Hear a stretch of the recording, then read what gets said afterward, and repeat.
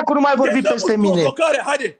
Băi, fraților, eu vreau să vă mulțumesc tuturor care ați contribuit. Îmi pare rău că în țara asta este Bulantiu și-o trage în găoază cu ăsta.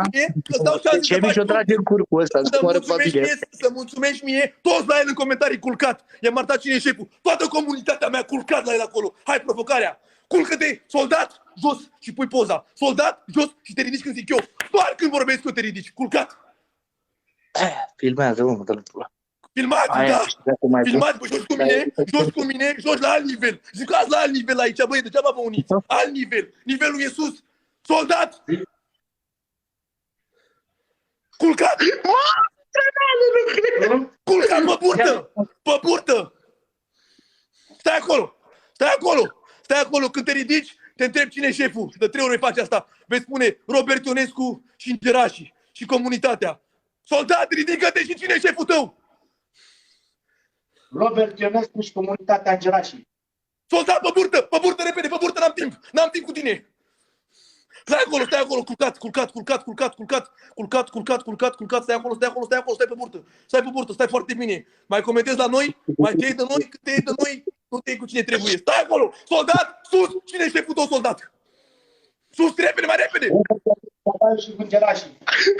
Soldat, culcat, repede, hai. Culcat, mai una, repede, nu pierd timpul cu tine. Stai acolo unde e locul tău. Acolo e locul tău. Ai vrut să joci cu mine? Ai vrut să joci cu noi? Ai jucat cu noi. Și unde ai ajuns? Unde ești?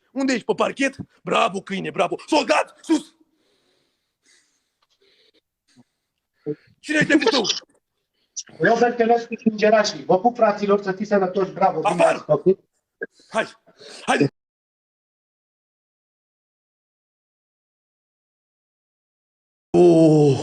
Aoleu! Bă, n-am cuvinte să moară familia mea. Vai, mama mea, Ramzi 333, Luca, băi, Valentina, Brăzi, bă, cum ați apărut, mă, Roxy? Nu vine să crezi la toți, mă, ești nebun. Băi, nu vine să crezi și străinii. M-a dat Ramzi 135.000 de puncte ca să vadă ce spunea. Thank you, Ramzi. 100 ce? Cezar mi-a dat 350.000, vai, Îngerași. Să le dați follow, cel mai meci din România. Uite și pe Ramzi. Love.